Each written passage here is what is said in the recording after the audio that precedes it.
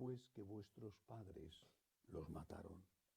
Así sois testigos de lo que Sí. hicieron vuestros padres y lo aprobáis, porque ellos los mataron y vosotros los edificáis sepulcros. Por algo dijo la sabiduría de Dios: les enviaré profetas y apóstoles, algunos los perseguirán y matarán. Y así, a esta generación se le pedirá cuenta de la sangre de los profetas. The Lord said, "Woe to you who build the memorials of the prophets whom your fathers killed. Subsequently, you bear witness and give consent to the deeds of your ancestors, for they killed them and you do the building." Therefore, the wisdom of God said, "I will send to them prophets and apostles. Some of them will kill and persecute, in order that this generation might be charged with the blood of all the prophets shed since the foundation of the world, from the blood of Abel to the blood of Zechariah, who died between the altar and the temple building. Yes, I tell you, this generation will be charged for their blood.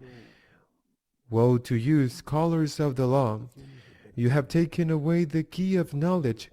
You yourself did not enter, and you stopped those trying to enter. When Jesus left, the scribes and Pharisees began to act with hostility toward him and to interrogate him about many things, for they were plotting to catch him at something he might say. The Gospel of the Lord. When I hear requests for forgiveness for things that happened 1,000 years, or 500, 200, or 100 years ago, they always seem to me to be easy requests for forgiveness, and it hurts me. It bothers me that it is so easy to wash our conscience by asking for forgiveness for something we have not done, instead of examining our conscience for what we are doing. Asking forgiveness for what the Spaniards did 500 years ago, or the Romans when they arrived in Iberia more than 2,000 years ago. It's easy, but shouldn't we first of all examine our conscience about what we're doing wrong today? What are we doing wrong as a church? Are we evangelizing, or are we surrendering to the world? Are we being martyrs, or are we being cowards? What are we doing wrong? Not only as a church, but also as a family or as individuals.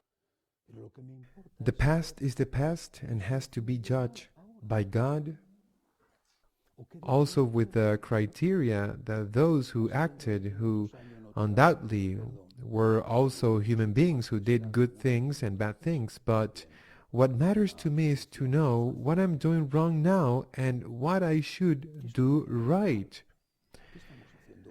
so that in 500 years they will not ask us to ask them for forgiveness for what we did wrong, which will be surely an easy and false solution. What I'm doing wrong? What are we doing wrong right now? Jesus reproaches them precisely this. When he, the prophet of prophets, the Son of God made man, was in their midst, and they accused him, and they wanted to kill him, and they ended up killing him, and they said how bad our fathers were when they attacked, criticized, killed Jeremiah, how bad they were. And they had Jesus there, and they were doing the same thing, and even worse, because Jesus was more than Jeremiah. The same can happen to us. We remain with a clear conscience saying, What a bad thing they did then, at that time. How badly they behaved, how little sight they had, and we're doing the same thing or even worse than those. And this of building mausoleums to the prophets reminds me also of something that I often think of when I visit a country like Italy, Spain, or other countries, especially in Europe, the great temples dedicated to the saints, especially those where their relics are preserved.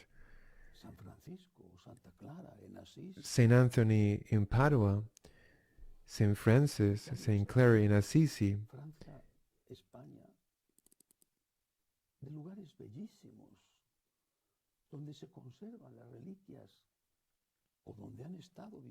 Italy, France, Spain are full of beautiful places where relics are preserved, or where these extraordinary saints lived. What have these places become?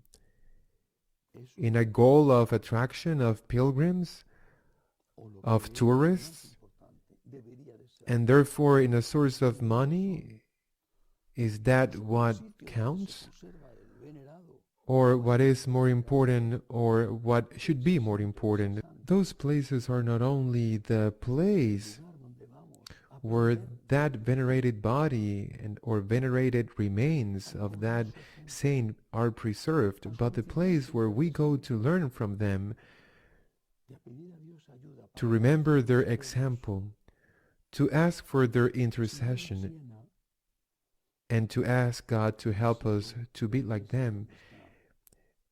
If I go to Siena and visit the church where the remains of Saint Catherine are, and I do not live there full of love for the church, what profit is there? If I go to Assisi and pray before the tomb of Saint Francis, and do not live there filled with a desire to love and to make others love like him, what profit is there? And if I go to Avila and visit the monasteries where the saint lived, and I do not live there with a desire to abandon myself and trust fully in him, what profit is there? That is what we have to think about.